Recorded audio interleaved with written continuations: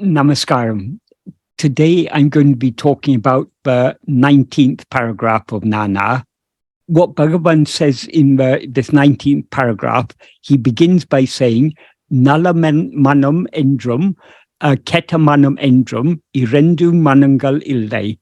That means there are not two minds, namely a good mind and a bad mind. When he says not two minds in this context, he means there are not two kinds of minds, namely a good mind and a bad mind.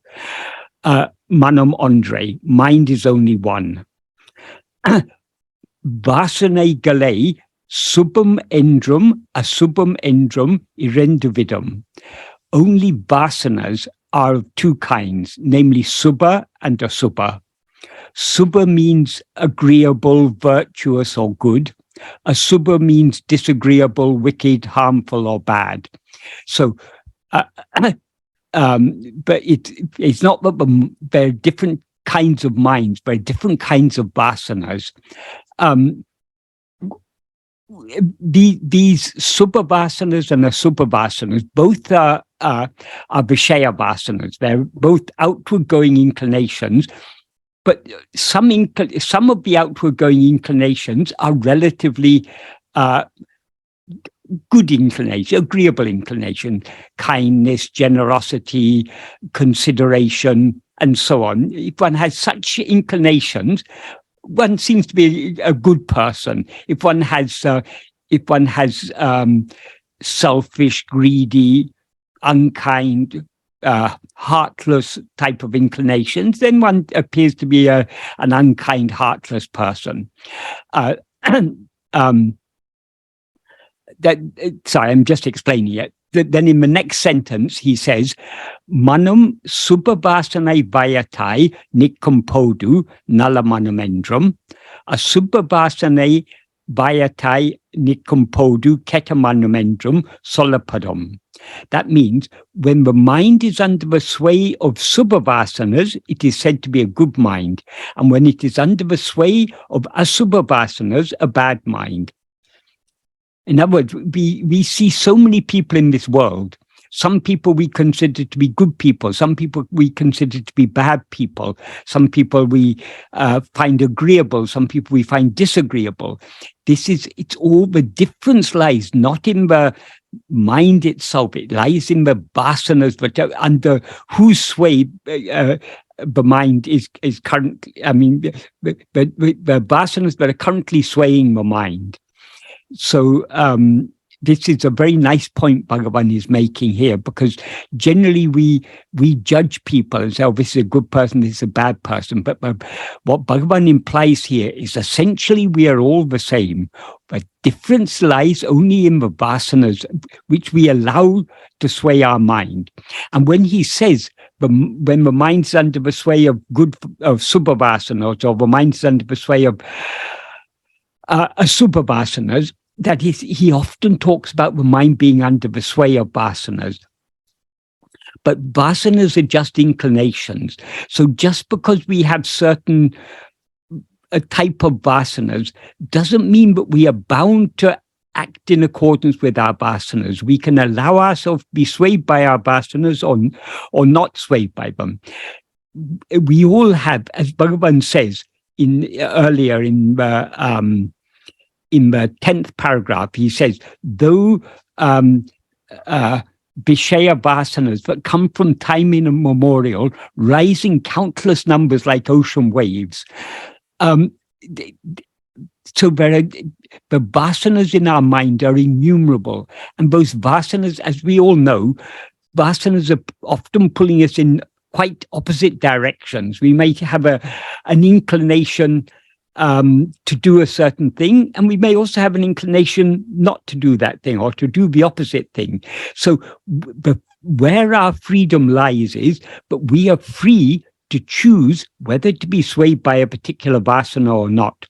So supposing, for example, we see a hungry person sitting by the side of a road begging for food, and if we happen to have food or money with us, when that person asks us, If we're under the sway of subhavasanas, we'll naturally give that person. If we're under the sway of asubhavasanas, we won't give that person. But there may be an internal struggle. We may think, okay, I've got some money. I could give this person so that they can buy some food and eat, but I need this money for myself. Don't I? So there may be a struggle within ourselves, whether to give or not to give. So our freedom, where our freedom lies, where true freedom of will lies, is that we are free to choose which vasanas we allow ourselves to be swayed by. So we can either allow ourselves to be swayed by the inclination to give money to that poor person, or the inclination not to give it and to keep it for ourselves. So that's just one example. That's the case with so many things. For example, we may be eating a very tasty meal, and we've had enough, but we may feel inclined to eat a bit more. But at the same time, we may feel, if I eat more, it's not going to be good for me because it's not good to overeat. So I should avoid eating more. But the temptation to eat more will be there because it's such tasty food. So we have a choice whether we give in to the inclination to eat more or give in to the inclination not to eat more. So like this, throughout our life, moment to moment, we are constantly, vasanas are pulling us in all sorts of directions. And we are the ones, we have the freedom to choose which vasanas we allow ourselves to be swayed by. The more we allow ourselves to be swayed by a particular kind of vasana, the stronger that vasana will become. So if we want to cultivate subhavasanas, for example, we can, whenever a subhavasana arises, if we allow ourselves to be swayed by that subhavasana will become stronger, and the contrary asubhavasana will become weaker. So this is why we are all ultimately responsible for our behavior, because we have this freedom to allow ourselves to be swayed by particular vasanas or not to be swayed by them, or to choose between contrary vasanas that are pulling us in different directions. So this is how the mind is purified. By that is, in the early stages, it's desirable to cultivate subhavasanas. It's better to be a good person than to be a bad person. But that's not going very deep in the spiritual path. When we go deeper in the spiritual path, our aim is to go beyond all vasanas, not to be swayed by any vasana other than satvasana. Because, as I say, subhavasanas and asubhavasanas are both different qualities of vishaya vasanas. Vishaya vasanas means inclinations to seek happiness in vishayas. Vishayas means objects or phenomena. In other words, anything other than ourselves. So the outward going inclinations of our mind are called vishaya vasanas. But opposite of vishaya vasanas is satvasana. Sat means being. So the inclination just to be as we are, the inclination to hold on to our being, to hold on to I am, and not to allow our mind to go outwards, that is called satvasana. So when we are following Bhagavan's path of self-investigation and self-surrender, our aim is not just to cultivate subhavasanas and to not cultivate and to give up subhavasanas. Our aim is to cultivate satvasana. The more we cultivate satvasana, the more the remaining vishaya vasanas will tend to be subha. That is, the more our mind is purified by going within and by surrendering ourselves, the less we will be inclined, the less the asubhavasanas will automatically decrease. But our aim is not just to cultivate the subhavasanas. Our aim is to cultivate the satvasana. So satvasana is of one kind. There's only one satvasana, the inclination to turn within. The inclination to turn outward, for vishaya vasanas, are of two kinds, subha or asubha. And of course, these are relative terms. Some some vasanas, they're slightly subha, some are slightly asubha, some are very subha, some are very asubha. So it's all a matter of, these are all relative terms. It's not a simple black and white, either it's subha or asubha, very different degrees of goodness or badness, we can say. Michael? Yes? On this very point, you're giving a good amount of time to it. Yes. I'm curious to know the answer to the question, is there ever a point in time when the mind does not fall sway to vasanas? No. Not that we're always under the sway of them. We are always under the sway of vasanas.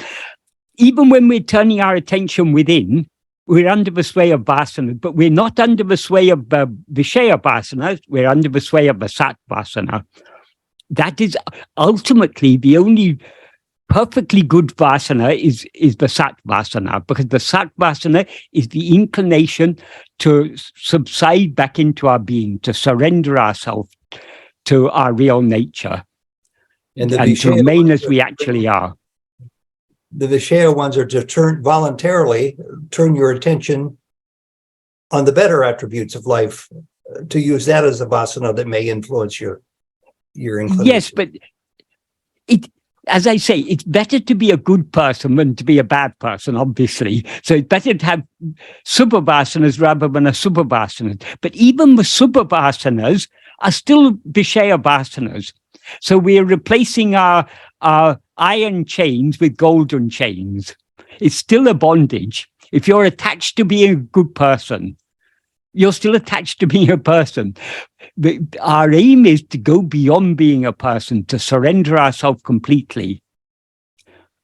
But if we are following this spiritual path, trying to cultivate this Sat vasana, and thereby weaken all the Vishaya vasanas, the residual Vishaya vasanas will naturally tend to be subha rather than asubha. So by a byproduct of following this path is we do generally become a better person. That is, the more our mind is purified, the more we naturally feel compassion for others. When we see others suffering, we suffer to see them suffering. So we want to help others. So we automatically become a better person by following this path. But the aim of following this path is not to become a better person. The aim of following this path is to eradicate ego, the false awareness, I am this person. Is that clear? Yes, it is. Thank you very much. Yeah. So this subject of vasanas, it's very important to understand the nature of vasanas, how the vasanas influence our mind, and most importantly of all, the freedom that we have. When people talk about free will, that is, philosophers and others, they discuss so much about free will, but without understanding how the will works. What do we even mean by free will? Generally, when people talk about free will, they mean the freedom to do whatever you want. But that is not free will. That is freedom of action. Freedom with will is freedom to allow yourself to be swayed by this vasana or that vasana. That's where our freedom lies. Now, in the past, we have cultivated so many vasanas. So the vasanas we have now, they come from the past. So we can't instantly change the vasanas we have now, but we can gradually change them by allowing ourselves to be swayed by the better vasanas and avoid being swayed by the less good vasanas. We naturally become a better person. But the best vasana to allow ourselves to be swayed by is the Sat vasana. The more we allow ourselves to be swayed by the Sat vasana, by holding on to our being, the more the Vishaya vasanas are thereby weakened. Because vasanas are just inclinations. They have no strength of their own. Whatever strength the vasanas seem to have is the strength that we give them. And how we give strength to vasanas is by allowing ourselves to be swayed by them. So if we have for example, some people smoke. The more they smoke, the stronger that inclination to smoke will become. They may they may know smoking is not good for their health. They may try to avoid smoking, but still, because they cultivated that vasana in the past, it's so strong, it's difficult for them to overcome. But they're always free to overcome it if they want to. If they decide, okay, from today onwards, I'm not going to be swayed by this vasana to smoke. If I'm going to give up this inclination to smoke, the more they resist that inclination, the weaker the inclination will become. And after some time, that habit of smoking will drop off completely. And after some years, they'll feel an aversion to the very idea of smoking. They'll think, how was I ever able to do this, to take this smoke into my lungs and ruin my health in this way? So people who give up smoking, they give up smoking by using their freedom of will not to be swayed by those vasanas, that particular vasana to smoke. The more they refrain from being swayed by that vasana, the weaker it becomes. So this is the case with all vasanas. So if we are aware that we have some bad trait in us, we can change that. Not instantly. We can't instantly give up that vasana, but by refraining from being swayed by that vasana, slowly the vasana will become weaker and weaker and will eventually drop off. This is where the freedom of will lies. So this is the true meaning of free will. But rather than saying free will, this term free will is so used nowadays without people clearly defining what they mean by free will. And generally, when people talk about freedom of will, they're talking about freedom of action rather than freedom of will itself, because they don't understand the nature of the will. They don't understand how the will works. Most people are not at all aware of vasanas. They're aware of likes, dislikes, desires, attachments, and so on. But the vasanas are those likes, dislikes, desires, and attachment in their subtle seed form. So the more we follow this path, the more we go within, the more clearly we become aware of the nature of vasanas and the workings of the vasanas. Another question about that, if it's okay? Yes, certainly. When I became aware of vasanas in general, I mean, years and years ago, I heard the term. Yeah. I understood the term. I kind of just blew it off. Okay, well, that is. Yeah. Now, in terms of Ramana's entering my life with his suggestion of looking inward and finding the vasanas, I was under the impression more than rather choosing free will to work on reorienting or directing yourself away from, let's say, the bad vasanas to a healthy vasana. I was under the impression that by focusing on what I would call the bad vasanas, you bring it up to the light so that it has a chance of just evaporating and disappearing. I take it that's not quite true. No, it's not. That is, our aim is not to focus on vasanas. Our aim is to focus on ourselves. By focusing on, when we focus on ourselves, we are being swayed by that sat vasana. We are not. That is, we come to know, we come to understand the workings of vasanas to the extent to which we turn within. But our aim is not to understand the working of vasanas. That's a byproduct. We have one aim and one aim alone: to know who am I, to know what we actually are. In the course of this path of turning within, we automatically come to understand about vasanas, because we automatically become aware of how strong our inclinations to go outwards, to think of anything other than ourselves, how strong those inclinations are. So coming to understand the nature of vasanas is a byproduct of following this path. But understanding that is very helpful, because then we understand what the real problem we're up against. People say, oh, this self-inquiry is very difficult. But Bhagavan says it's very easy. So why does it seem so difficult to us? It seems so difficult to us because we have such strong inclination to go outwards.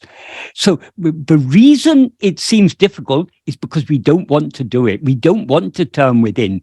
Turning within entails surrendering ourselves, and entails letting go of everything else.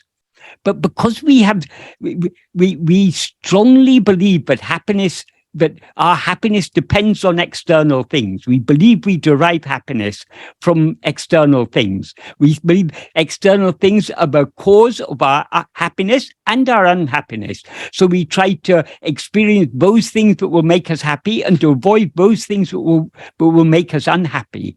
So,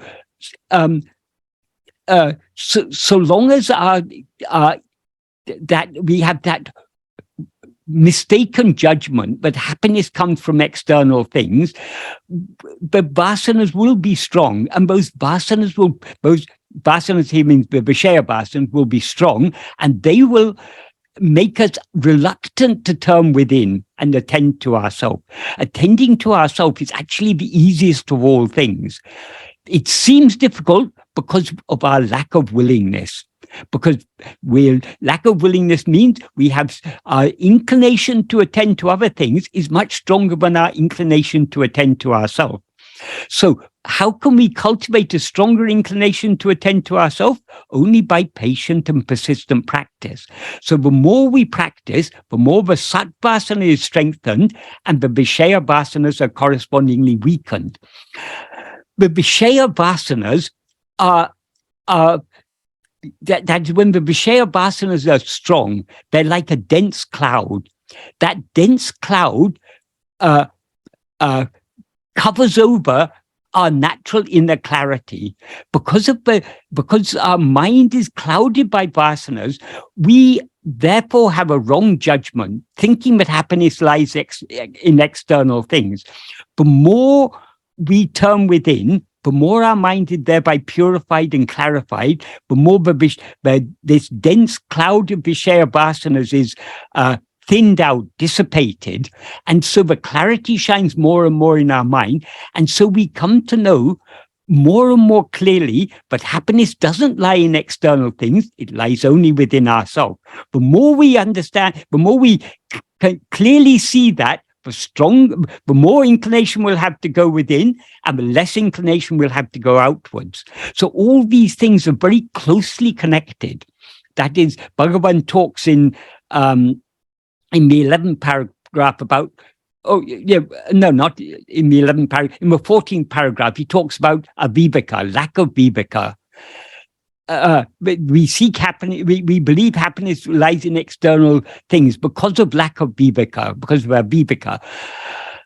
The aviveka is there because our mind is clouded by the Vishaya vasanas.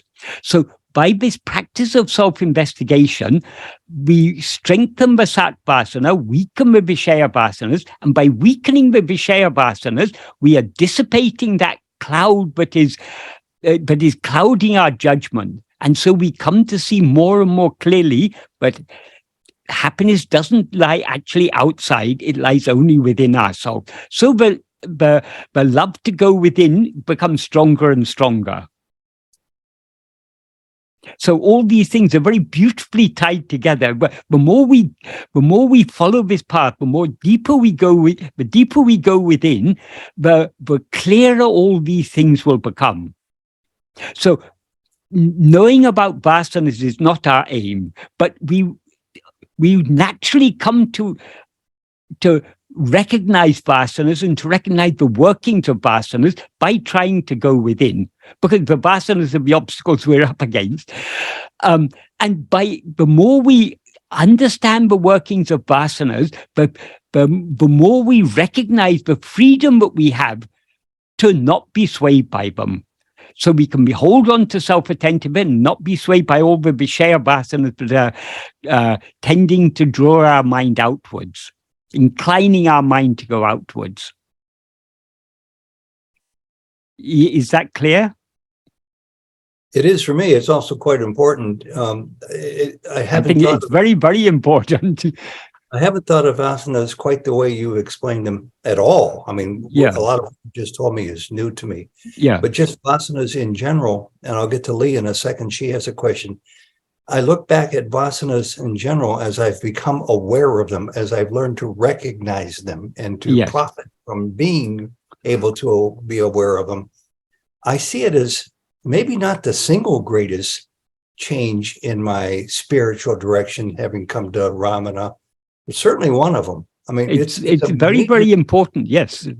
it's hard for me to explain that to others when the Yeah. subject comes up, because I don't think they quite know what I'm talking about. It's Yeah. because I don't explain it. But because all these things become, that is, to understand Bhagavan's teachings correctly and deeply, practice is absolutely essential.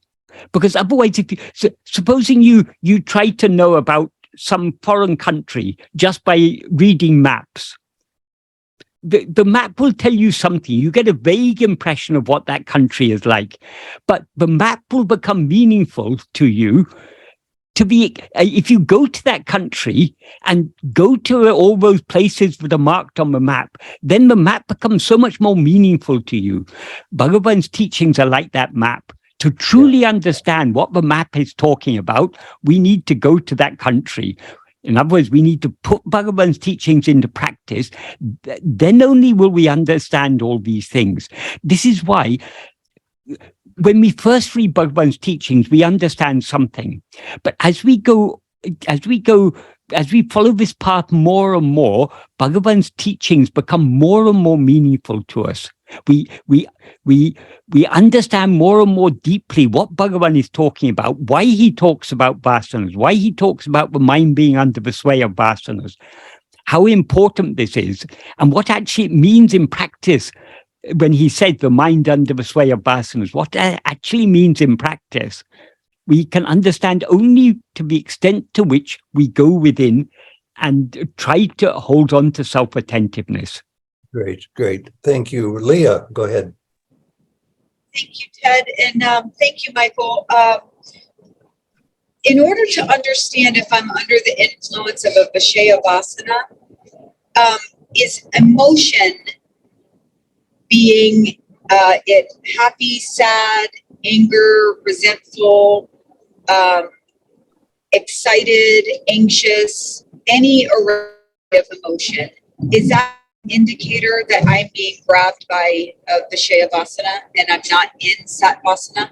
That is all these things, emotions, that all the meaning of the word Vishaya is an object or phenomena.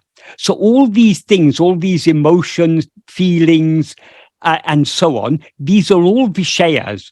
The reason we are experiencing Vishayas is because of our inclination to experience them. The inclination to experience them is called Vishaya Vasanas. So the whole world is nothing but Vishayas. All the objects of the world are Vishayas. All the thoughts, feelings, memories in our own mind, they're all Vishayas. So the inclination to experience anything other than ourselves is a Vishaya. And if we are experiencing anything other than ourselves, other than our own being, our mind is, we are experiencing it because we're under the sway of Vishaya Vasanas.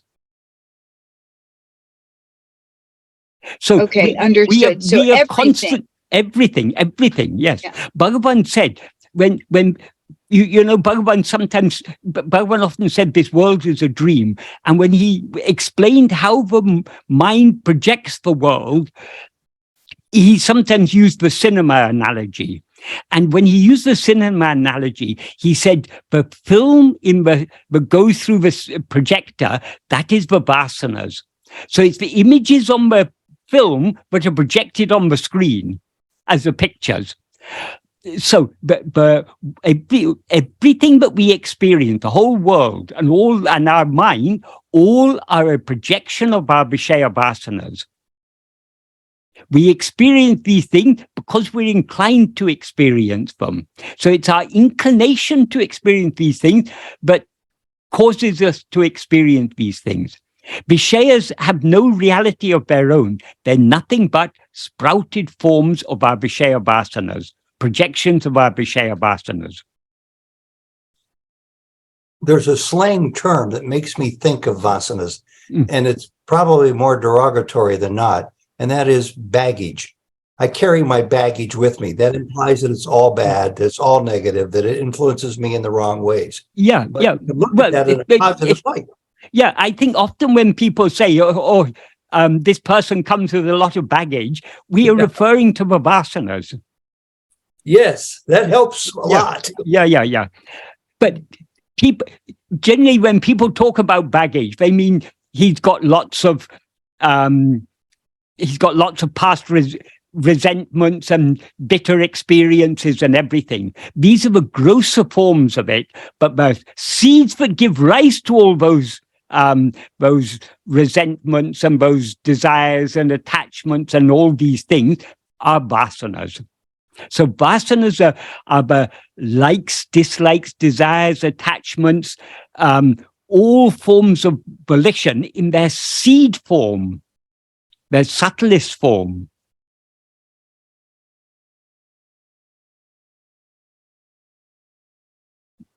I think you should continue. This is Okay, excellent. right. But it's good that we discussed this, because this is a very, very important topic. I mean, that's not the main thing Bhagavan is talking about here, but this is just one place in which he's talking about the mind being under the sway of vasanas. So to understand what he means by that is very important. And also to understand that though we may have certain vasanas, we are never bound by our vasanas. We're always free either to be swayed by them or not to be swayed by them. But we have that freedom to choose whether we are going to allow ourselves to be swayed by a vasana or not. Often people say, oh, my vasanas are so strong, I couldn't resist it. The reason we cannot resist the vasanas is because we don't want to resist. The vasanas are our likings in their seed form. So why we allow ourselves to be swayed by our vasanas is because we like to be swayed by them. So the vasanas will be seem to be strong so long as we. Well, it's difficult to say. So long as the vasanas are strong, we have a strong liking for that, and so we tend to be carried away by them. So, in order to weaken all our Vishaya vasanas and strengthen the Sat vasana, requires a lot of hard work. Hard work means trying persistently to hold on to self-attentiveness. That is the only way to weaken the Vishaya vasanas and strengthen the Sat vasana. And without weakening the Vishaya vasanas and strengthening the Sat vasana, there's no way we can make progress in this path. I'd like to ask a question about this, and I'd like other people to chime in if they're so willing to do so. That last point, it's hard work. It is very hard work, and it especially became hard work for me when I first became aware that that's what Ramana is talking to with self-inquiry, probably more than anything else, to reflect on, to recognize those vasanas, those tendencies that don't serve you. There are some that do serve you, but the ones that don't serve me are the ones I need to address forthrightly. So my question is, it's actually, I guess, more of a comment. It was very hard for me initially to grab onto that idea, to examine in self-inquiry my vasanas. My reaction was, what vasanas? That was in total ignorance. But it was because I couldn't think of the vasanas necessarily. The point I want to make is, once I got past that little hurdle, they seem to arise and come to my attention now more naturally and more spontaneously, for which I'm very grateful. Yeah, we recognize more the workings of the mind. Like people often say, oh, thoughts just come of their own accord. We are not thinking the thoughts just come. They're not coming of their own accord. The thoughts are the sprouting of our own vasanas. And they come because we allow ourselves to be swayed by those vasanas. That's big, I think. I mean, yeah, you look like you have a question about this very topic, or am I misjudging you? Marie. Yeah, and also I was wondering, like, if you don't give attention to the thoughts, like, do they even exist? Yes. That is, if you give attention to the thoughts, you're being swayed by the vasanas. When you don't give attention to the thoughts, you're not being swayed by the vasanas. So the thoughts automatically subside. So how to avoid giving attention to thoughts? Because everything is a thought. The only way to avoid giving attention to a thought is to attend to ourselves. If we just try to avoid giving attention to the thoughts, like the yogis are doing, we end up in manolaya. So our aim is not just to bring about the cessation of thoughts. Like in yoga, yoga's chitta vritti nirodha. Yoga is curbing or restraining or the activity, the chitta vritti, the mental activity. That is not the aim in Bhagavan's path. In Bhagavan's path, the aim is to know ourselves, to hold on to ourselves. By holding on to ourselves, we are thereby restraining the chitta vrittis. But if we just try to restrain the chitta vrittis without holding on to ourselves, we will end up in laya. That's what they call nivikalpa samadhi. It's just a state like sleep. So Bhagavan said that's of no use. So we shouldn't be even concerned about controlling the thoughts. The only thing we should be concerned about is holding on to ourselves. That's why Bhagavan says in the 6th paragraph of Nāṉ Ār, etane enangal erinomena. However many thoughts arise, so what? As and when each thought arises, if you vigilantly investigate to whom is this thought, it'll be clear to me.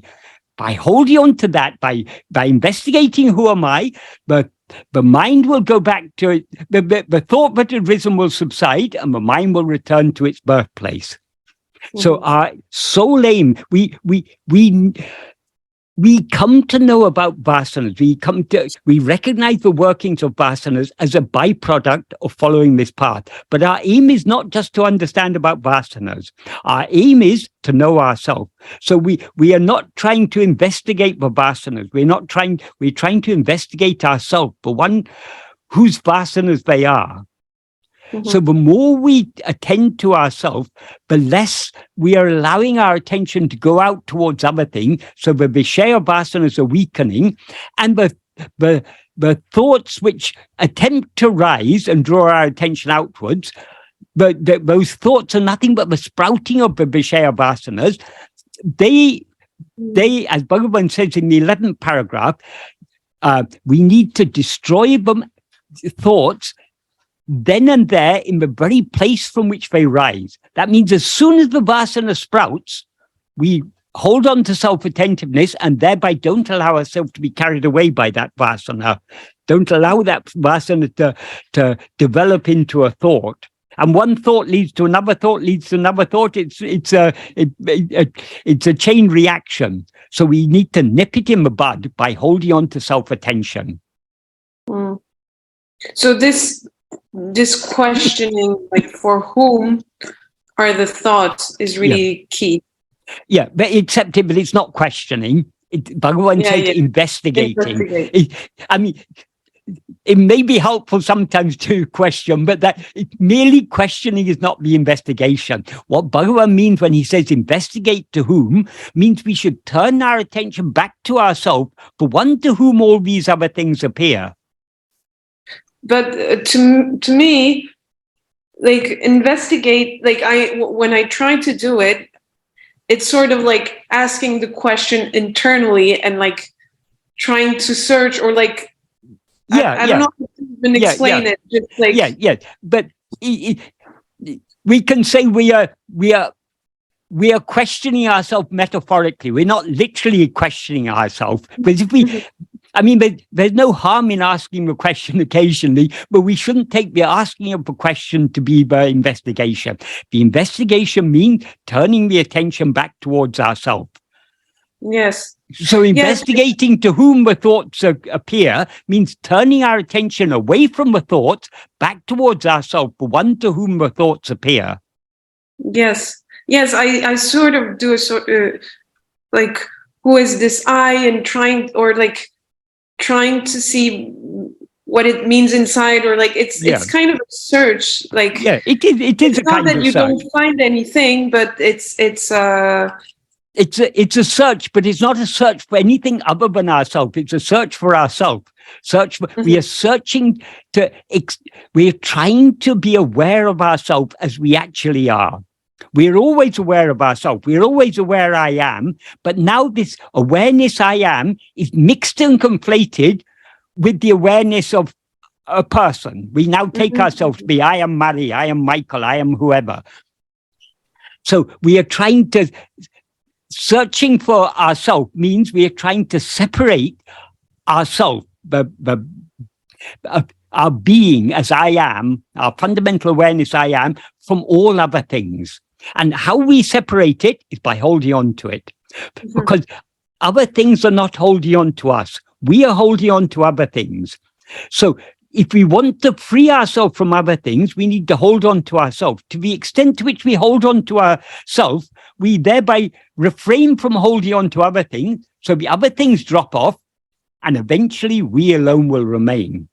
And if in this so-called search, like I would say, for instance, like what does it mean, like I and yes. And at some point you can maybe like objectify, and then you sort of go back. That is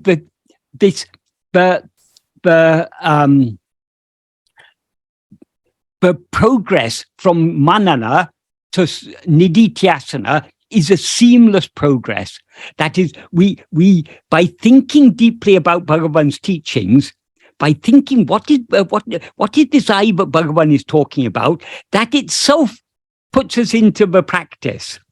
So the manana, the thinking deeply about this subject, if we're doing it correctly, it will automatically lead us to the actual practice, which is attending to ourselves.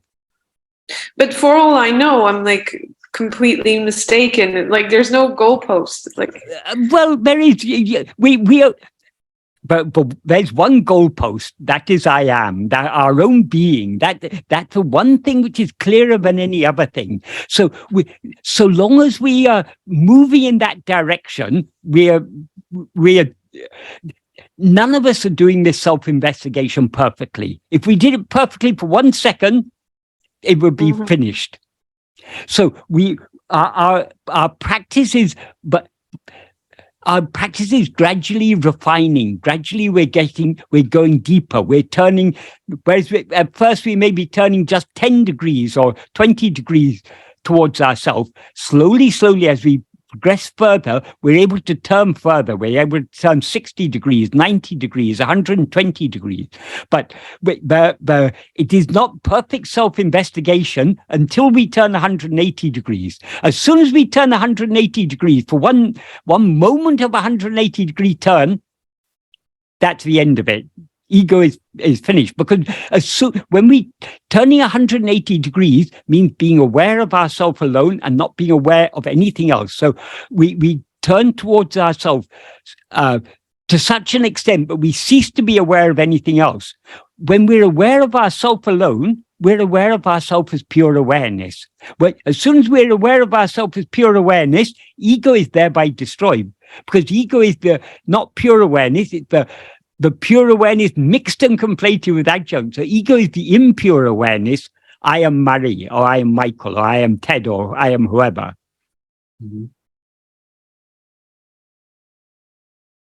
Quick question about this too. Yes.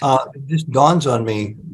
It doesn't matter to me one way or the other, but it does seem to fly in the face of modern psychotherapy, let's say. Michael seems to dwell less on the past and live in the present, live in the moment. I mean, it's so popular. It seems to be what you see everywhere. Yes. Without examining past history, which supposedly won't solve anything but lead to more problems.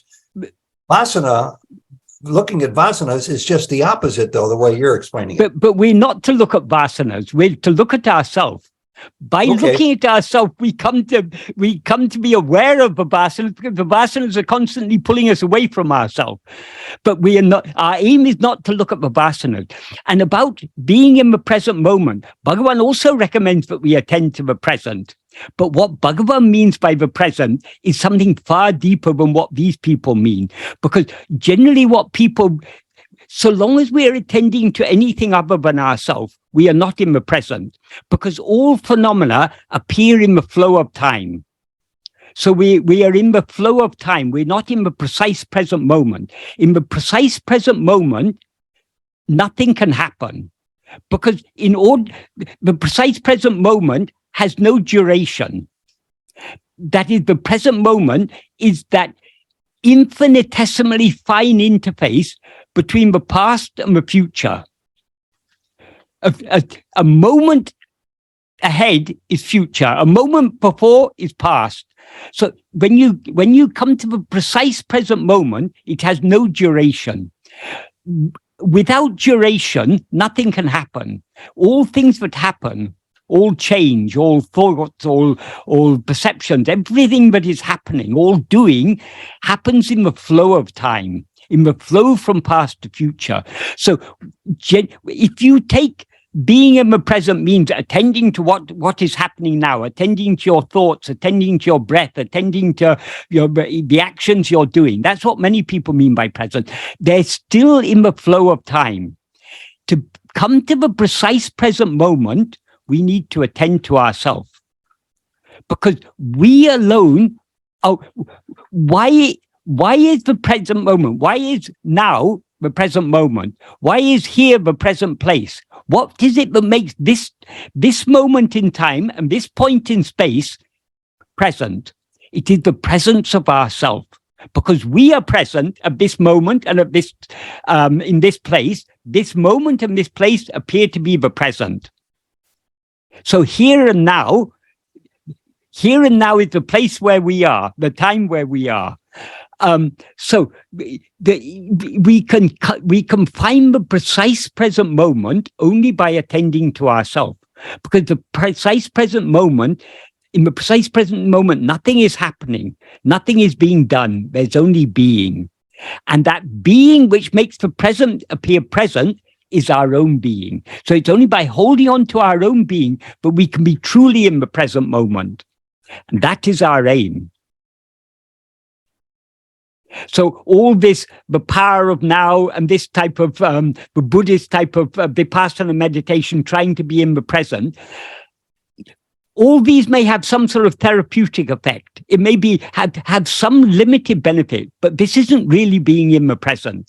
Really being in the present is just being, not doing anything, not attending to anything other than ourselves.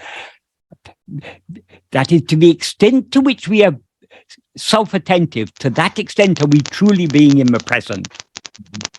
I have a question, Michael. Yes. Michael, I strongly disagree with what you're saying, because because when we truly understand, we know that we are always in the present moment. There is nothing other than the present moment, and all that is needed is to recognize that, and then just surrender to the recognition that that is all there is, and allow grace to have its way in however it might appear. And so I don't see that we need to be struggling. The advice that you are giving us here is really, it's like chasing our tail around and around and around and around, and there's no way out of it. But the way out is very, very clear. The way out is to recognize right here, right now, that there is nothing other than the present moment. Anything that looks like past or future is an expression of mind, and that's okay too. Mind can be itself. Mind is not other than the infinite.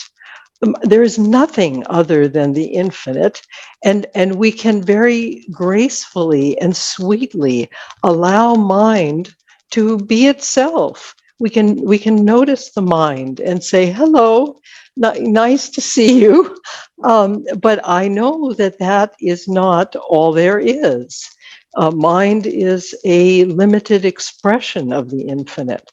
And in recognizing that and recognizing that the now is all there is immediate freedom, absolute freedom. So long as there is mind, there is not freedom. I completely disagree. That's all right, Michael. We will agree to disagree. You say, but what exists is only the present. I agree. What exists is only the present. But what is it that is present? It is we who are present. So we alone are what exists. So long as there is mind, there is the appearance of multiplicity. It is awareness being itself. And to not forget that there is Ananda. There is Sat, Chit, Ananda. There is the enjoyment, the beingness, Sat, beingness, and the awareness that is its you might say the other side of the coin of the reality of awareness being. It takes joy in expressing, in infinite expression, infinite individuation. It is absolute joy to have experience, for the world and all of its expressions to appear. Why would I want to fight against the infinite having its way with me by presenting experience? All that I feel I need to know and recognize is that what is appearing as experience is the infinite in infinite individuation. That's all that I need to do. It's like I can be fully in love, Ananda, fully in love with Sat Chit expressing in infinite individuation. Sat Chit is what shines as I am. What shines as all this multiplicity, this is just a mental fabrication. I disagree. No, Michael. Remember that I'd like to add my 2 cents worth here too, because the mental fabrication, fabrication is the infinite using the mind to express itself. The mind is a wonderful vehicle for Sat Chit to express itself. I don't have to. Okay, that's okay. We can agree to disagree. We can agree to disagree, all of us here, and your disagreement comes with great force several times, which I think is worthy of being addressed by a variety of people, not just Michael. But I've heard you express this same thought before, Melissa, and it runs somewhat contrary to my understanding of what's possible when I look at my own self-inquiry practice. When I live in the now, it's not new to me. It's even before Eckhart Tolle started to talk about it with his writings. I was aware of the pursuit of and the gain of what comes with living in the now. It sounds perfect. You described it in a way that makes it seem perfect. When I live in the now, though, at least for me, and I suspect the truth might be the same for others, there is an unaddressed cloud residing over me, living in the now. And that cloud limits my bliss, let's say. Even if I get to bliss, that unaddressed cloud asks for examination for me. I'm using my own layman terms. I'm sure you can quibble with them, anybody can, but it's how I see it. And it's that unaddressed cloud of vasanas, as I hear Michael explaining it, that merits consideration. If I want my moment of happiness. When somebody's pinching me real hard and then they stop pinching me, I feel great in the moment because the pinching has stopped. The same is not applicable for living in the now for me, because I am acutely aware of 77 years plus of vasanas in my presence, whether they're over my head as a cloud or in the recesses of my mind. And for me anyway, it's the living in the present coupled with the recognition of my vasanas, which are helping me more currently than ever before. I'll yield the floor to Michael or anybody else who wants to comment on this. Okay, but what is living in the present? What is present? Right. Things seem to be present because we are present. All these, our present experience, all these things that we are experiencing, what makes that is, we've got memories of the past, we've got anticipations of the future, but what we're experiencing now, this is present. Even our memories and anticipations are also present. So what we're experiencing now, that is what seems to be present. But what is it that makes this seem to be present? It is the presence of ourself. So truly being in the present means being in ourselves, because we alone are what are actually present. How could we be anywhere else but in ourselves? There is nowhere else to even be. Of course. There's no other. There's nowhere else to be. Of course, we are always in ourselves, but we seem to be outside. Our mind seems to be going outside. There seems to be all this multiplicity. I don't seem that. Are you, Michael, maybe. Melissa, please let him speak, okay? Are you one or many? I am awareness being. Is awareness one or many? It is one that is appearing as many. That is the Ananda. That is the part of the one that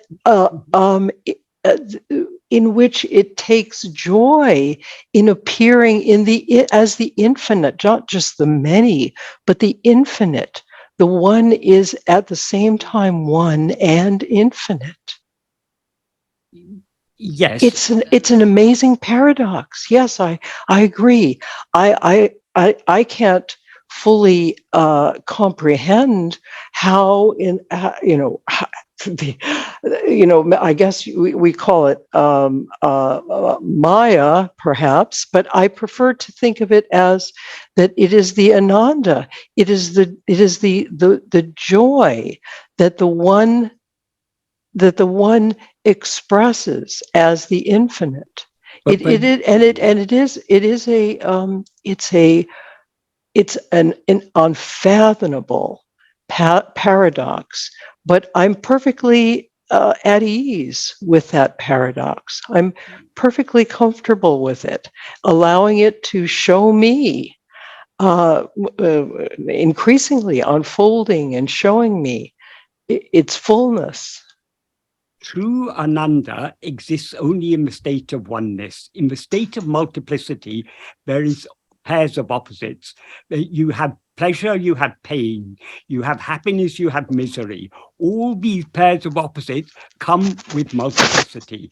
When we rise as mind, we experience a dissatisfaction because our own real nature is infinite happiness.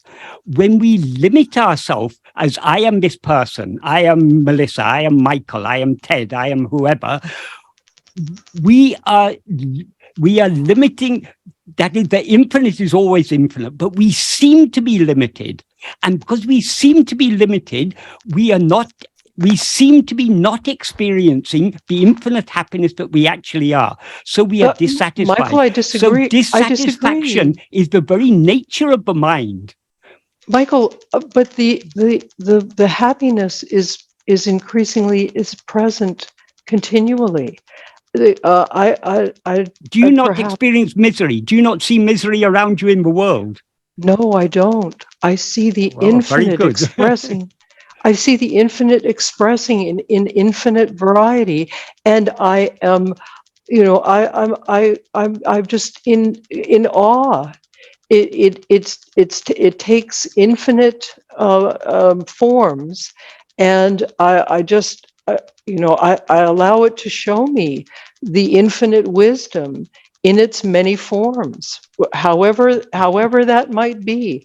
I have full faith, and I surrender completely to the infinite wisdom in expressing in its infinite variety, and allowing all that to unfold as it will. If I may speak, Yes. Go ahead. it sounds like someone, when they're in a good place, it's like saying, I'm not afraid to die, when we're not faced with death. If we're faced with death and we can feel, I'm not afraid to die, then that's real. But otherwise, it's conceptual. It's projecting into the future. When I get there, then I will feel this. But reality Ron, is not in the future. Well, I'm not at this very moment. I'm not projecting in the future. I'm just experiencing the infinite now, right now. I don't know what will be in the future. I But don't know what will be 1 minute from now. What about if suddenly you were struck by lightning? something and there's a Yes. serious injury? I mean, I cannot speculate. Will this view, will it hold up under all circumstances? Ron, In other words, are Ron, you that beyond, remains. no, wait, let me finish. Are Okay, you sure. beyond every possible circumstance? Of course, I can't possibly answer that because I don't know what the future holds. I only know that right now, there is only the right now. And if I know the infinite right now, and it is right now and right now and right now in every moment, it's right now. That's all I can do. So I can just hope that this lasts for you. Okay, all This right. lasts for eternity. Well, I don't, again, I don't know that there is such a thing as lasting because there is only the right now. So all I can speak about is the right now, and right now knowing that it is awareness being in the one infinite in infinite manifestation. And that's all I can do. I can't talk about what will last or what won't last. It's because it's right now. I think Rod brings a real good point, though, Melissa, and you answered it. He asked if you ever feel suffering, or if you're in yourself or in others around you, and at the moment you don't because you feel. No. Well, I do feel. I do. I have a body. Or there is a body here. I do have sensation, and that yes, there are times. Of course, pain arises, pleasure arises, because that is the nature of a body. So I do experience that. I do have that experience, but even in the midst of that experience, I am able to know that experience is arising in infinite awareness. Right. I heard you say that about yourself as well as about others, because that was his direct question to you. Okay. So the apparent suffering of others doesn't seem to bother you in a way that I understand, because I relate to that myself now too. I made the mistake of relating to it when it comes closer to me. In other words, it happened just 2 nights ago. My 7-year-old nephew, who's got these 3 viruses, RSV, I think is one of them, because of what's going on in Portland, where there's a spike in everything going on affecting young infants. He was in the operating room, emergency room first, then the operating room, on the throes of going into surgery for what was expected to be a case of meningitis. Only at the last second, this is after hours, did they detour and say, we no longer think it's meningitis. Well, I'm listening as a parent, as a grandparent, and I'm finding that a lot of my training to be in tranquility and see life as I want it to be, an illusion. There's no suffering, there's no pain. I felt myself filled with compassion, filled with suffering, and filled with uncertainty about what was going on with my beloved 7-month-old grandson. And the answer to me comes in what your premise, which I think is a real good one, Melissa, was about living in the now that brings you ananda and bliss. When I'm living in the now, the difference, I guess, between you and me is I find myself living in the garden which I cultivated. My 77-year-old garden is filled with beautiful flowers and weeds and thorns and a lack of tending to it, to the point where other weeds are growing up and choking out some of the beautiful flowers. It is an imperfect garden being made more perfect, but my understanding too, and my growth and what I hear Michael talking about, I think that's maybe the best way I could put it for myself. I may be alone in experiencing things that way. Michael, you've heard a lot in the last 5 minutes. Yes. I think perhaps it would be useful to continue with what Bhagavan said in this paragraph. Mm-hmm. Shall I continue? Yes, please do. Yeah. So after saying the previous sentence we talked about was the one where Bhagavan says, when the mind is under the sway of subhavasanas, it is said to be a good mind, and when it is under the sway of asubhavasanas, a bad mind. Then in the next sentence he says, however bad other people may appear to be, disliking them is not proper or not appropriate. So that is, after saying that what makes a person appear good or bad is the vasanas. So however bad a person may appear to be, disliking them is not appropriate. It's just that if a person appears very bad, it is that they are under the sway of bad vasanas, but we shouldn't dislike them. We shouldn't have dislike for people, however bad they may appear to be. And then he goes on to say in the next sentence, Virupu verupugal irendum verukatakana. That means likes and dislikes are both fit to dislike. In other words, what we should dislike is having likes and dislikes. We should neither like nor dislike. We need to go beyond likes and dislikes.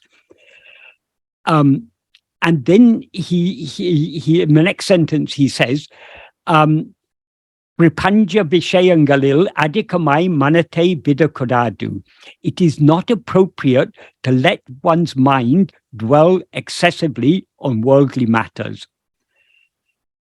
I think the reason for that is obvious. That is, the more we allow our mind to go outwards, the more we are going away from ourselves, and we are dwelling on things other than ourselves. So if we are following this path, we need to be cultivating the inclination to go within more and more and more, and therefore to give up the inclination to go outwards and dwell on worldly matters. Quick question, Michael. Yes. So, in maybe the last year or so, I've been trying to pay really close attention to particular words that Bhagavan used in various writings, and our group has been reading something that is, I think, a really good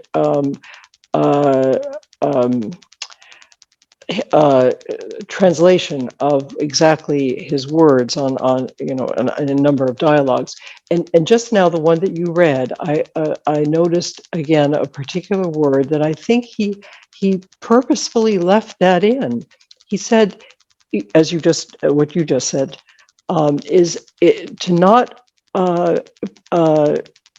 allow ourselves to be noticing or paying excessive attention to worldly matters. Yes. If he did not mean for us if he meant for us to not pay any attention to the world at all, if that were possible, if he meant that, he would have not put excessive as the word there. He would have just said, don't pay any attention to the world. But I don't think that's what he meant. I think he was purposefully indicating to us that the world as it arises, the appearance of experience that arises in the world, it is there to notice. It's there to that's where we are presently interacting. And it's not that we turn completely away from it, but we come to know it as what it really is. But we still live. Apparently, the body at least lives in the world, and I know that he carefully advised people. When they asked him, should they give up their families or give up their work or give up their life as a householder, and he very clearly advised them, no. Continue to do whatever your prarabdha has brought into your experience, but increasingly know what you really are. So all I'm trying to say is that particular word right there, excessive, I think is a key, a very important word there. Yes. And he chose it that way. Yes, that is the word he uses is adikamai. That means excessively. It is a significant word here, but we have to remember that excessively, it is a relative term. So what may appear to be excessive in one context may not be excessive in another context. So as we go deeper and deeper in the spiritual path, we come to understand more and more clearly that whatever is happening in the world there's a higher power that is driving the world, everything that is happening in the world. For example, as Bhagavan says in the 13th paragraph, he says,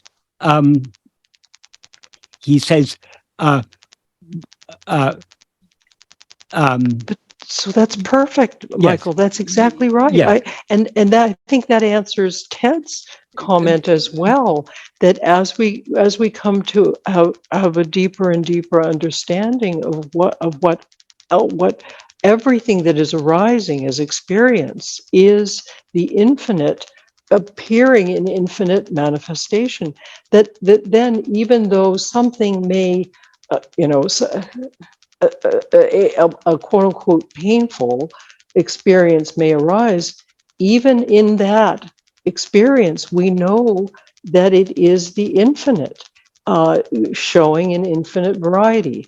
And that the more that we know it as such, grace will show us some way to move through that experience and be able to, to fulfill whatever it is that we are meant to fulfill.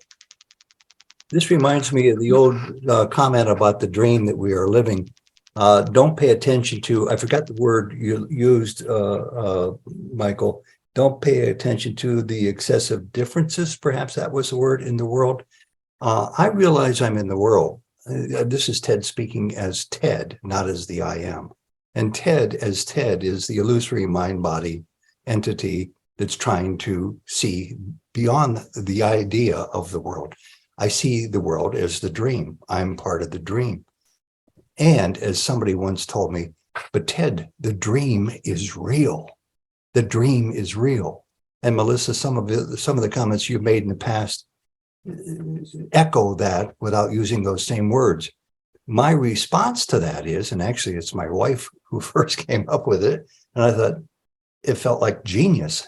Yes, the dream is real, but it's still a dream. But I don't think the dream is not real. But I'm in the dream. Let me just finish. But I'm in the dream. I see myself in the dream. That's the small s self illusory mind, body, Ted, speaking with conviction. Yeah, I'm here but on this Sunday celebrating a robust conversation about Ramana's teachings, and I'm constantly reminding myself that the joy, the gift, the upliftment that comes from self-inquiry is seeing the dream diminish. but Ted, I'm not saying that a dream is real of any sort, whether it be our waking dream or our sleeping dream. A dream, anything that arises and passes, by the true definition of real, real has no beginning and no end. Real is changeless. You're right. So in that sense, there is no dream is real in that sense. But we can always be remembering that what is real is the awareness being in which the dream is arising. You're So still that's referring the to the dream. so You're still referring so to the that's the only thing that is ever real, is the awareness being that is aware of the dream arising, and But I think that's always that's present. who is the one who's aware?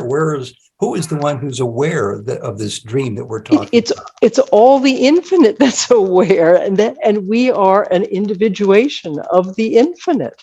It is only the infinite that is aware, because awareness is an infinite mystery. See, I don't even qualify it by saying we are an individuation of the infinite. We are the infinite. We are awareness. I mean, that's Okay, all right, good. everything else There is, you go. and everything else is. Perfect. But according to Bhagavan, the awareness that knows the world is not the infinite awareness. Consider verse 4 of Uludunapadu. What Bhagavan says in verse 4 of Uludunapadu is, if oneself is a form, the world and God will be likewise. If oneself is not a form, who can see their forms and how? So it's only when we limit ourselves as the form of this body that we are aware of this multiplicity of forms. When we do not experience ourselves as the form of this body, when we experience ourselves as the real awareness, the infinite awareness, we are aware of nothing other than infinity. No, yes, yes, but the infinity is taking infinite expression. So, but expressions are all finite. So you're saying you've got infinite finite things. It is it's an appearance. Just the like appearance. Yes, it's an appearance. Yes, that means it is not real. So what is real? The real awareness is not the awareness that knows all this. The real awareness is the awareness that is aware of nothing other than itself. Oh, that's a little that that maybe that's where we have this. I think is the crux of the difference in our interpretation and our understanding. So I recognize that the awareness is, there's only one awareness, the infinite awareness, and it, just like the wave on the ocean, it can, the wave is never other than the ocean. So the awareness that is aware of experience is not other than the infinite awareness, but it chooses, it freely, out of its infinite freedom, chooses to appear as experience. It's an infinite miracle. It's truly a celebration. I think we ought to leave Michael to continue. I mean, this is the Ramana Maharshi group. And this is Ramana Maharshi's teachings, and I'm all for people having robust conversations and even disagreements, but we're taking a lot of time with the disagreement portion when we're really about Ramana, or we wouldn't be here. But thank you. I will be silent the rest of this session, but I think that finally that is the crux of the difference now. I think I see exactly where the difference of interpretation is arising, and that's that's just fine. Very Thank good. you. Okay. Thank you. very I much. just wanted to finish talking about this point because you singled out a particular word that Bhagavan used, excessively. We need to, when we read Bhagavan's words, we need to think carefully. What does he mean by excessively? As you say, when he uses words, he uses them for a purpose. So that word excessively is there for a good purpose. When we start on this spiritual path, our ability to focus our attention on ourselves is limited. So our mind is automatically, when it's not attending to ourselves, it's attending to the world. So our mind is dwelling on the world. So we are trying to limit the extent to which we attend to the world by attending to ourselves. So what will seem to be excessive at first is different to how it will appear as we go deeper and deeper within. The deeper we go in the practice, the more clear it becomes to us, but it is not actually necessary to attend to the world at all. So for someone who has gone deeper in the spiritual practice, even a little bit of attending to the world appears excessive. This can be very clearly understood by what Bhagavan says in the 13th paragraph. So in this, I think it's useful visiting what Bhagavan says in the 13th paragraph. I won't talk about the first sentence first. I'll talk about the third sentence first. What Bhagavan says in the third sentence is, since one Parameshwara Shakti, that's one supreme ruling power or power of God, is driving all karyas. That karyas means whatever needs to happen or whatever ought to happen or whatever needs to be done or ought to be done. So there's one supreme power that is driving all these things. So since that is the case, instead of we also yielding to it, why to be perpetually thinking it is necessary to do like this, it is necessary to do like that? What Bhagavan means here is, the more clearly we understand that there's one power that is driving all these things, it's not necessary for us to think at all about them. Just like everything else is being driven by that power, we are also being driven by that power. So let us surrender ourselves completely. And then in the next sentence, he says, he gives the analogy, to illustrate this, he gives an analogy. Though we know that the train is bearing all the burdens, why should we who go traveling in it, instead of remaining happily leaving our small luggage placed on it, suffer carrying it on our head? So why should we carry the luggage on our head when we're traveling on the train? Whether the luggage is on our head or on the seat beside us, the train is carrying it. So it's not necessary to carry it on our head. So the Bhagavan's final conclusion is, it is not necessary to carry the luggage at all. He may say at first to someone who's very attached to their luggage, he may say, don't hold the luggage excessively on your head. When you're tired, place it aside for a little while. And then if you want, you can put it back on your head. So he said, don't do it excessively. But as we go deeper and deeper, we understand having it on our head at all is excessive. So we put it aside and we don't think about it again. This is made clear from the first sentence. In the first sentence, Bhagavan makes it clear, but we need not think of anything else if we surrender ourselves to God. What he says in the first sentence of this paragraph is, being Atma-vichara. Atma-vichara means one who is firmly fixed as oneself, one who is firmly established as oneself. In other words, being as we actually are, giving not even the slightest room to the rising of any thought except thought of oneself. In other words, except self-attentiveness alone is giving oneself to God. So here Bhagavan says, the only thing we need to think about is ourselves. In other words, we need to attend to ourselves. We need not think about anything else whatsoever. So for someone who is advanced in this practice, who is trying their best to hold on to self-attentiveness and thereby give themselves entirely to God, even the slightest thought, giving even the slightest room to the rising of any other thought is excessive. So when Bhagavan uses this word excessive, we need to think about it and understand what he means by that. If we if we're going deep in this practice, even a little bit of thought about the world is excessive. For someone who's just starting on this path, we can't expect when we start on this path that we completely give up thought about the world and hold on to self-attentiveness. We simply don't have the love to do so. But as our love deepens, as we go deeper in this path, our love to attend to ourselves grows stronger and stronger. And then even the slightest thought about the world is excessive. So excessive is a relative term. We need to understand it in the context in which it's used. So what is excessive for one person may seem quite reasonable for another person. Oh, I've got a family. I've got to take care of my family. I've got work to do. Of course, I've got to dwell on the world. Fine. Bhagavan will say, attend to the world, do what you need to do, but at least try a little bit to be self-attentive.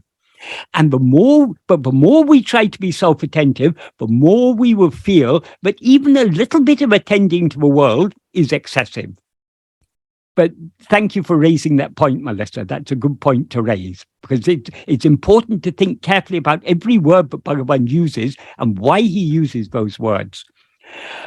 Then in the next sentence, he says, to the extent possible, it is not appropriate to intrude in others' affairs. In other words, we shouldn't be seeking to interfere in other people's business. Our business, the work for which we've come to this world, is to attend to ourselves and thereby surrender ourselves to God. We shouldn't. If someone comes to us for help, if someone says, I may have this problem, can you advise me or can you help me? By all means, help them. But we shouldn't of our own accord go intruding in other people's affairs. And then in the last two sentences, Bhagavan says, in the second last sentence, he says, all that one gives to others, one is giving only to oneself. And then he concludes by saying, if one knew this truth, who indeed would remain without giving? So that is the reason we may hesitate to give to others is because we see a difference between ourselves and others. The deeper we go in this practice of self-investigation, the less real this distinction between ourselves and others will appear. So the clearer it will become to us that whatever is given to others is given only to oneself. People sometimes ask about this sentence, is Bhagavan here talking about only the good things we give to others, or does he also mean the bad things? Well, in this context, because he says in the next sentence, if one knew this truth, who indeed would remain without giving, that implies that he's talking about the good things we give to others, helping others, being kind to others, offering kind words or consolation or helping them in whatever way is appropriate. Doing anything good for others, it's good. By doing good to others, we are doing good to ourselves. That is the implication, because he says, if one knew this truth, who indeed would remain without giving? But it is also true, but whatever bad things we give to others, we are giving to ourselves. If we're unkind to someone, we are being unkind to ourselves. If we are mean or selfish, we are being mean and selfish to ourselves, because ultimately what we see as the world is just a reflection of ourselves. That what appear to be others are actually nothing but ourselves. So the more we treat others as we would ourselves want to be treated, the better it is for ourselves. Because by being kind to others, by being considerate to others, by helping others, we are purifying our own mind and thereby helping our own spiritual progress. That is the implication here. So I've come to the end of this paragraph. So if there's anything else that anyone would like to ask, I'll just say one general comment. That in this paragraph, Bhagavan is indicating to us how we should live in the world, how we should look upon the world.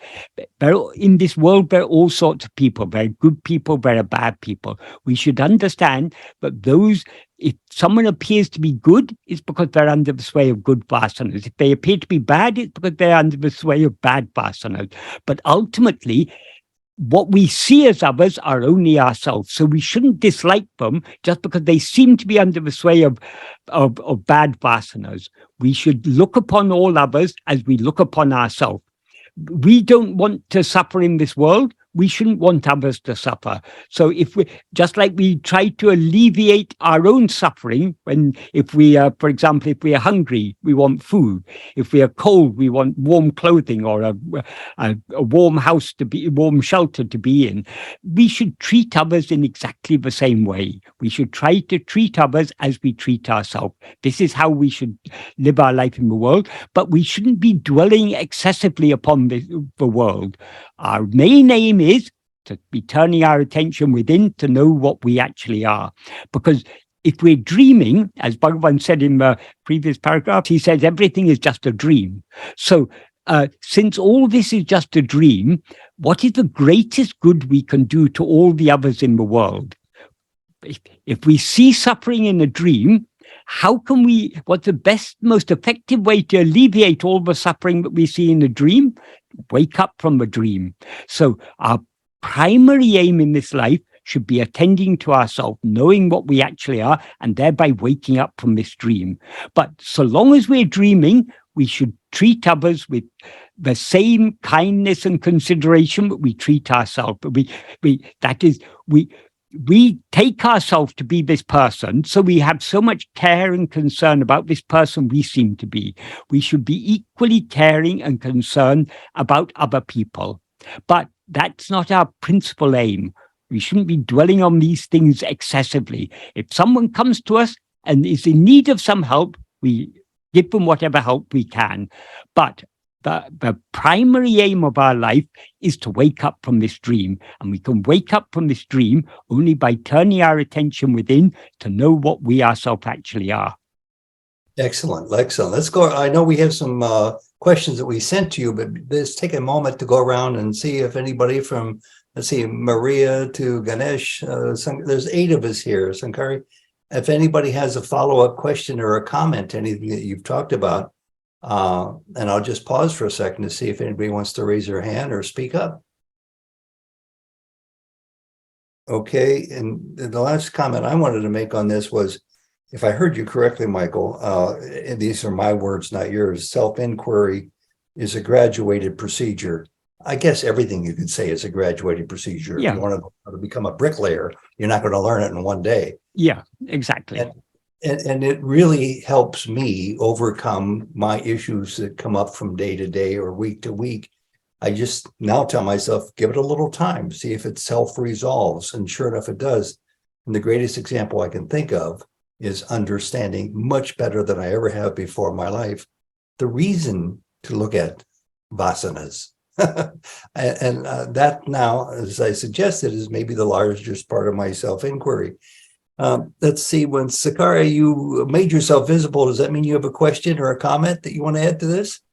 Not yet, I'm good. Thank you. Okay. And the age-old question that I have people ask of me is what you just addressed also. What is the best we can do within the dream, which helps us with any flavor or any topic of any issue that pops up in our awareness? The answer is to wake up from the dream. Thank you. And I might ask you, Michael, do you see indications that more and more individuals are awakening from a dream? In a dream, if we see people waking from a dream, the dream continues so long as we are dreaming. We shouldn't be concerned about others because the others are part of the dream. That is, who is dreaming? It is not, no person in the dream is dreaming. Now we're aware of ourselves as I am Ted or I am Michael. But the dreamer is not Ted or Michael. The dreamer is ego, the I that is aware of itself as I am Ted. Yeah. So if that I that is aware of itself as I am Ted, if that wakes up, the problem is solved. Very good. let's go to the questions. I think I sent them to you. We'll take them. Yes. Maybe it's the oldest question first, because we have some Yes. that time never allowed us to get to. Go ahead. I think the oldest one is the October the 2nd one, Yeah. from David Roberts. In the opening of Nāṉ Ār, Bhagavan says, love itself is the actual form of God. Okay, that's a quotation from letters from Sri Ramana Satsang. Michael, could you talk a little about the place of love in Bhagavan's teachings? Would Ramana say that love and the soul and self are one and the same? If so, why wouldn't he invite us to investigate love rather than self? Yes, love is our real nature. Love is what we actually are. But so by investigating who am I, by investigating what we are investigating what love is. But if we take love to be something other than ourselves, then investigating such love is not investigating ourselves. So the direct way is to investigate what we ourselves actually are. Because we are love, if we know ourselves, we will know what love is. Without knowing ourselves, we cannot know what love is. So, because generally when we talk about love, we talk about it as if it was something other than ourselves. Love is something that we feel sometimes and don't feel at other times. Sometimes we're in love, sometimes we're not in love. The way we use the term love, we take it to be as if it's something other than ourselves. But actually, love is our own real nature. Bhagavan doesn't actually say in the opening of Nāṉ Ār, love itself is the actual form of God. There is what he says in the first paragraph of Nāṉ Ār is I'll just quickly read the meaning of it. Since all sentient beings want to be happy, want to be always happy without what is called misery, since for everyone, the greatest love is only for oneself. This is the only mention, or twice he mentioned. Then in the next clause he says, since happiness alone is the cause for love, in order to obtain that happiness, which is one's own nature, which one experiences daily in sleep, that means dreamless sleep, which is devoid of mind, knowing oneself is necessary. For that, Atma-vichara, awareness investigation, called Who Am I, alone is the principal means. So what Bhagavan says here is that for all of us, we have the greatest love only for ourselves. And the cause for love is only happiness. That is, we love only those things that we believe will contribute to our happiness. So if we think that happiness lies in say watching football, we will like to watch. We will love to watch football because that's where we think happiness lies. Or if we think happiness lies in amassing vast amounts of wealth, we will love to amass vast amounts of wealth. If we think happiness lies in being very learned, we will want to amass a huge amount of learning. So we naturally love whatever we think is wherever we think happiness lies, we love that. Since we all have more than we love any other thing, we love ourselves. So what does that indicate? That indicates that happiness is our real nature. And because happiness is the cause of love, it also indirectly implies that love is our real nature. So he doesn't explicitly say love is our real nature, but he does imply it in this first paragraph. But I think that actual quotation, love itself is the actual form of God, that seems to be a quotation from letters from Sri Ramana Satsang, letter 179.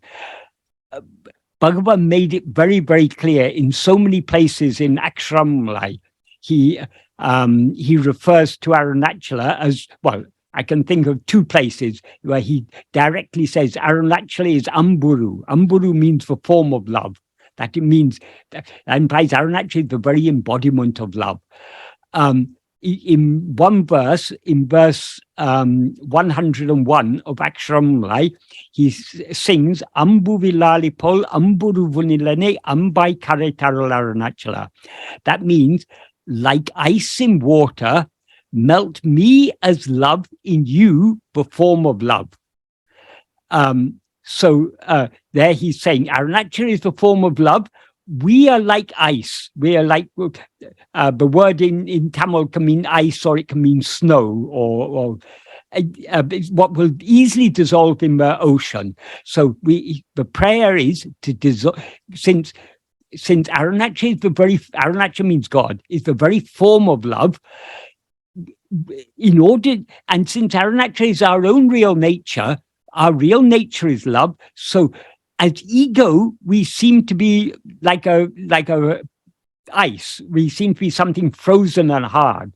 So the prayer is to melt us as love in Arunachala, who is the form of love. Even the ice is nothing but water. It seems to be something other than water because of its solidified condition. So we seem to be something other than infinite love because we've limited ourselves with this person by rising as ego. So melt me as love means restore to me my real nature, which is infinite love, by melting me in you. So that's one place where Bhagavan clearly indicates that love is the actual form of God. And also in the second verse of Arunachala Patikam, he begins with the words Amburu Varunachala. That means Arunachala, the very form of love. So yes, this is definitely Bhagavan's teaching. Love is the actual form of God. It is also the actual form of ourself. It's our real nature. The reason our love seems to be deficient is because we have limited ourselves by rising as ego. By rising as ego, we seem to become finite. We seem to be a finite person, so we cannot experience the infinite happiness and infinite love that we actually are. To experience the infinite happiness and infinite love that we actually are, we need to know ourselves. And for that, as Bhagavan says in this first paragraph of Nāṉ Ār, investigation of awareness, Atma-vichara, who am I, is the principal means. And is ego always with us, or as people become aware of their infinite love in their practice and in their thoughts and in their desire for being, does ego dissipate to nothing? You say people, but it's not people who are aware. It is ego that is aware. Yeah. Because Ted is not aware of anything. It is ego who is aware of itself as I am Ted, but is aware of it. So long as we're aware of ourselves as a person, ego is not yet dissolved. But the deeper we go in this path, the closer we come to the final dissolution of ego. That is, the more ego subsides, the closer it comes to its own dissolution. When it dissolves, then only infinite love, infinite happiness remains. As Bhagavan says in the 28th verse of Upadesha Undiyya, if one knows what the real nature of oneself is, then Anadi, Ananta, Akhanda, Satchidananda. Anadi means beginningless. It's eternal. It has no beginning, no end. Ananta can be taken to mean endless, but Anta means end, but it also means limitless, infinite. So it's eternal, it's infinite, it's akhanda, it's undivided. It's not all, so long as we see multiplicity, we see so many divisions, but Satchidananda is undivided. It's one infinite, indivisible whole. And its nature is Satchidananda. Sat means pure being. Chit means pure awareness. Ananda means pure happiness. And by implication, pure love. That is our real nature. That is what we actually are.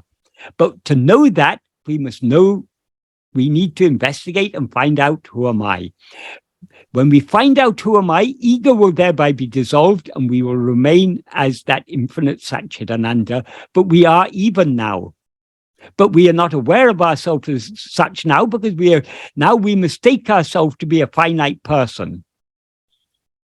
So it sounds like ego is possible to dissolve to nothing, but it's an enormous challenge. It requires all-consuming love. As Bhagavan said, bhakti is the mother of jnana. Without all-consuming love, because in order to dissolve ego, we must be willing to surrender ourselves. And why will we surrender ourselves? Only all-consuming love can motivate us to surrender ourselves. And you don't mean by using the term bhakti to worship to something outside of self. No, but that is, bhakti begins by, first we take God to be something other than ourselves. So we have love for God as if he was something other than ourselves, he or she or it or whatever you want to call it. But as we go deeper in the path of bhakti, we come to understand, who am I other than God? Who am I? How can I be anything other than God? If God is the infinite whole, I cannot be other than him. Because something other than the infinite, then the infinite becomes finite. So God cannot be anything other than ourselves. So the love that was formerly directed outwards towards the name or form of God, as our bhakti matures, it begins to be directed inwards to God who is ever shining in our heart as ourself, as our own being, I am. You teach me, and I find out every time I try to ask a question, the importance of selection of words, of making sure the word is the most fitting word to help you raise your point or ask your question. What about the word God itself? I mean, I know of people for whom it's quite toxic, and I'm not even sure altogether that it applies here. God, is that a word you're still comfortable with from your childhood? Being, I think you were raised in the Anglican Church, I'm not sure. But God's a potent word. I know when my wife started A Course in Miracles back in the late 80s, God's sprinkled throughout the entire 1,200-page text. She crossed out that word and put love in its place because it has a lot of baggage attached to it. Yes, well, that is what is God? God is, that is, for us, God is just an idea. Yeah. So depending on what idea we have of God, some people, God is an angry man with a gray beard up in the clouds who's going to punish us every time we do something bad. So there's so many different conceptions of God. We need to decide what we mean by the word God. From the perspective of Bhagavan's teachings, God is our own real nature. God is that which is shining in our heart as our own being, I am. So since that is what God means for me, I'm very comfortable with this word God. Well, good. But I'm not comfortable with I wouldn't be comfortable with all the conceptions that other people have about God. That's the point. Yeah. Yeah. So if I were ever challenged to be asked, well, Ted, who do you believe in? What do you believe in? I don't think I would use that word God quite the same way they're perhaps used to thinking of God, good or not so good. Yeah. Yeah. Well, one thing we all believe in, we believe in our own existence. I am. Yes. That is God. Yeah. Yeah. I think it's about time we start looking at ways to pull the threads together here and call it another wonderful 2 hours, Michael. Okay, we still have one more question. Should we try and answer that? Sure, let's go for it. Oh, actually, we have more questions. Yeah. Let's do the one from November 6th. Okay. Why do some people in Ramana circles sometimes talk about who the observer is? What is it that is being observed? And who is observing the observer? Doesn't this emphasize duality too much?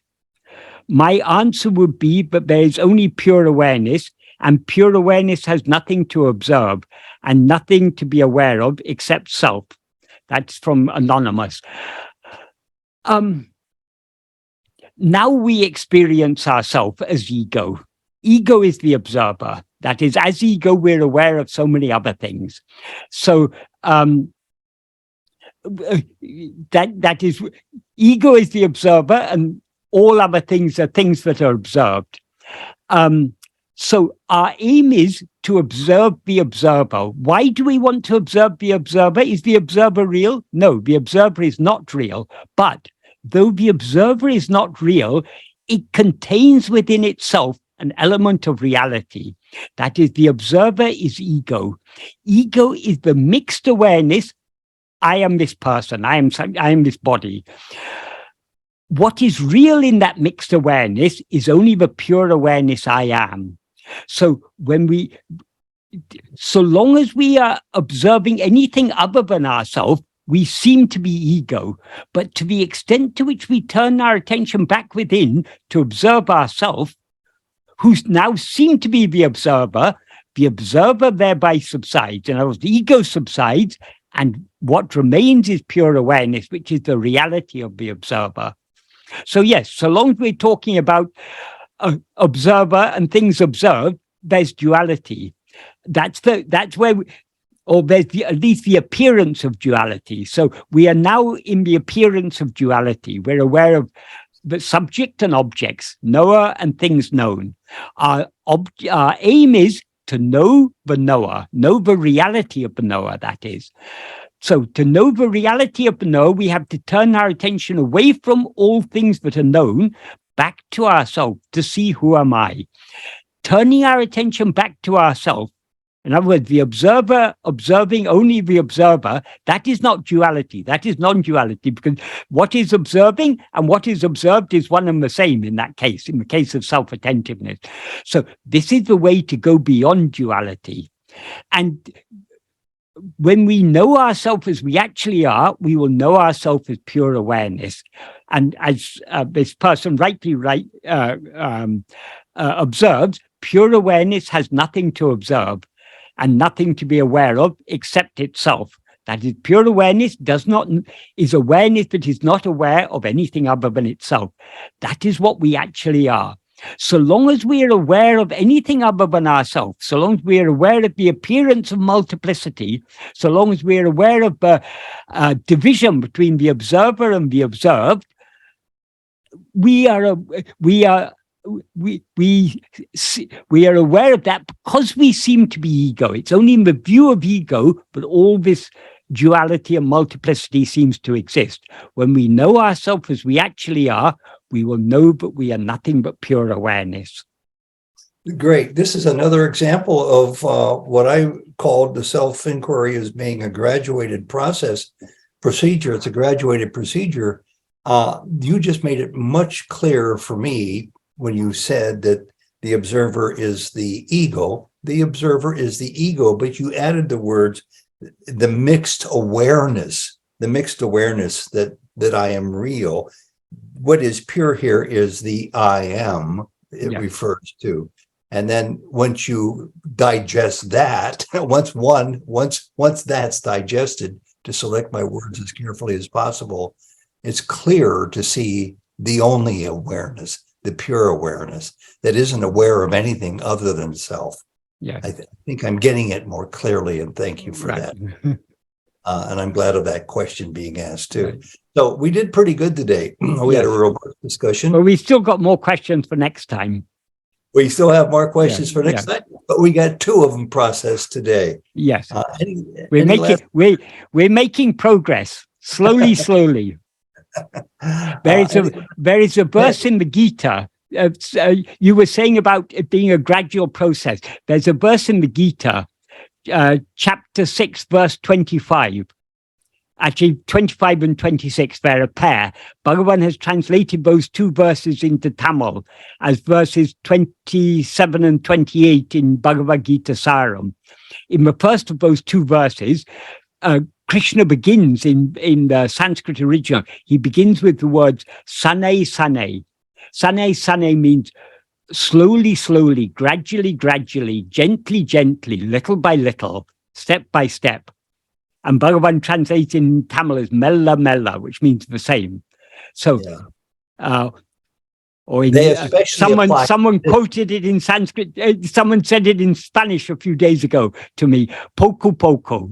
Poco, poco. Poco, poco. So this is the Little by approach little. we have to take. Slowly, slowly, gradually, gradually, because our mind has so much tasting going outwards. We slowly got to wean it off. It's liking to go outwards and cultivate the love to go within. That can only be done gradually, but it requires patient persistence, perseverance in order to succeed. So we need to slowly, slowly, but persistently, we need to try to turn our attention back to ourselves. I'll add another T word. You said our mind has so much tasting out there. My T word would be our mind has become so tainted that slowly, slowly can that be done, undone. Yes, yes. Our mind is tainted with the taste to go outwards. Michael, thank you very, very much. Right.